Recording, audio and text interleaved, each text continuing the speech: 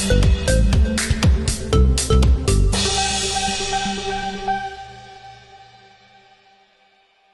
nggak tahu berapa nominal yang aku tahu. Bahkan yang aku bisa bayangkan adalah ketika aku ketemu orang dan orangnya cerita kayak, aduh lagunya di apa namanya, di play di banyak tempat, terus kita sangat, aku juga ada lagu rohani gitu yang ternyata lagu rohani itu cukup menyebar luas juga.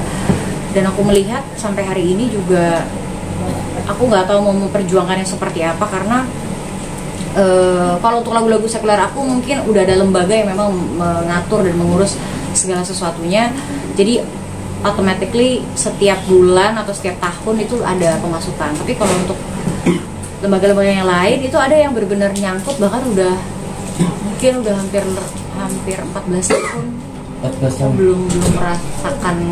Jadi cuman karena itu lagu rohani juga, jadi aku ngerasanya kayak ya udahlah, itu kayak tentang aku dan iniku aja, rasa syukur aku gitu. Cuman kadang agak gimana gitu ya kalau misalnya ngeliat teman-teman lain yang di produksian yang sama, terus mereka bilang kayak harus diproses, itu harus dikejar, itu harus kamu harus merdeka karena bagaimanapun kamu juga memproduksi segala sesuatunya. Tapi ya balik lagi sih, aku ngikutin prosesnya aja. Aku mulai mempercayakan dan mulai pelan-pelan mengatur apa yang tertinggal, apa yang belum pernah aku urus. Jadi semoga tahun 2025 lebih rapi. Awal tahun juga akan menyerahkan pajak juga. Jadi ya semoga ya, kalau kerjanya jujur, aku sih juga berharap dalam memanage yang lain aku juga bisa lebih mudah dan nggak takut gitu.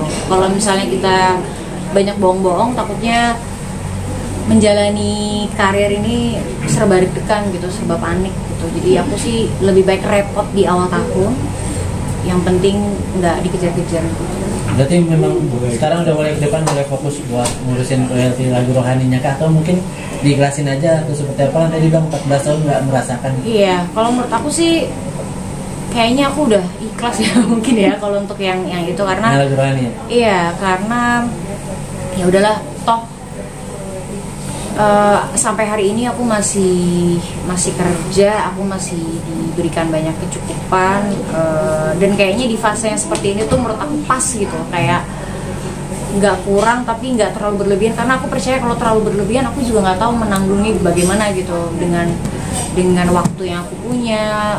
Kadang-kadang aku melihat teman adik-adik junior idol yang baru yang lagi bener-bener nggak ada waktu ini, aku sampai mikir kalau aku di posisi mereka gitu, di era sosial media yang sebesar ini dan seluas ini, kayaknya mental aku sanggup nggak ya dengan haters, dengan segala macam, dengan apapun diomongin, apapun sampai hal-hal pribadi.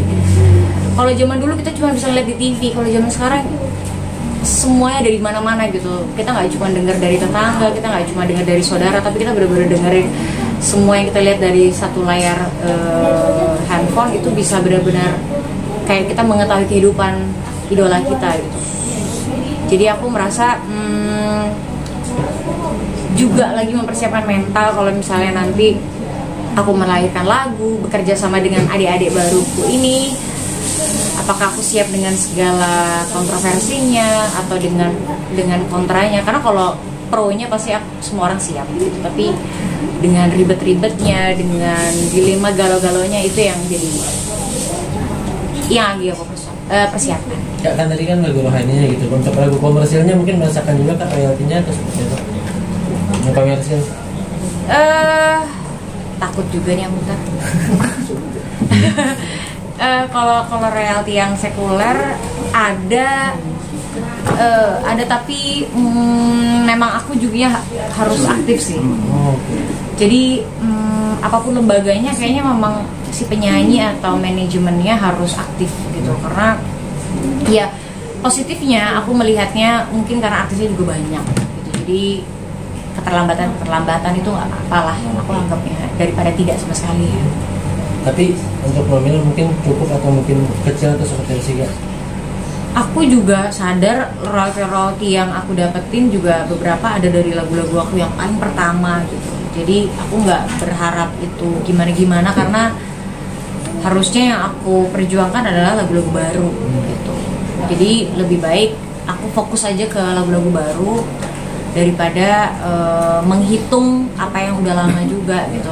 Justru aku udah ke kategori ikhlas juga sih kalau ngomongin lagu lama ya, karena menurut aku yang penting kalau lagu lama kan yang penting adik-adik Gen Z masih akrab gitu dengan lagu-lagu aku. Justru aku terbantu juga dengan publikasinya, dengan orang-orang masih kayak di sosial media atau di semua digital platform mereka masih ngeplay lagunya. Aku bisa ngecek gitu berapa orang hari ini yang ngedengerin lagu A, B, C, D. Jadi aku malah terbantu sebenarnya dengan banyaknya orang posting. Aku nggak ada masalah sama orang-orang yang cover lagu aku, apalagi lagu-lagu yang aku ciptain. Aku akan lebih fokus sama penghasilan yang memang sudah selayaknya masuk daripada menghitung teman-teman yang misalnya nyari apa ya. Karena aku juga penyanyi dan ngamen juga ya hitungannya ya. Jadi kalau misalnya aku menghitung dari teman-teman yang mau naikin platformnya dengan cover lagu aku, terus mereka harus bayar gede, menurut aku selagi itu bisa membantu karir mereka, aku nggak apa-apa sih. Untuk lagu-lagu ciptaan aku ya. Lagu-lagu baru berarti itu jalan sendiri Kak, tanpa label atau mungkin seperti apa? Sejak tahun 2021 aku udah mulai jalan sendiri. Jadi aku malah seneng sih kalau misalnya ada yang cover lagu aku, ada yang mendapatkan rezeki dari lagu aku, terus sebenarnya seneng. Oke, Kak Citra terakhir dulu Kak, sempat ramai.